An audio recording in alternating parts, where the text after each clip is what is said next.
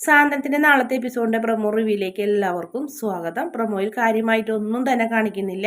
Room എടുക്കുന്നുണ്ട്, room എടുത്തിട്ട് എല്ലാവർക്കും റൂമൊക്കെ കിട്ടുന്നുണ്ട്. നല്ല സന്തോഷത്തിൽ തന്നെയാണ്. എന്തായാലും മീനാക്ഷി വളരെയധികം വിഷമത്തിലാണ്. കാറിലൊന്നും ഒറ്റയ്ക്ക് ഒന്നും ചിരിക്കാനും പറ്റില്ല. ലോകം മുഴുവൻ കറങ്ങി ആകെ അസ്വസ്ഥതായിട്ടിരിക്കുന്നു. ആ ദേഷ്യമൊക്കെ ഉണ്ട് മീനാക്ഷിക്ക്.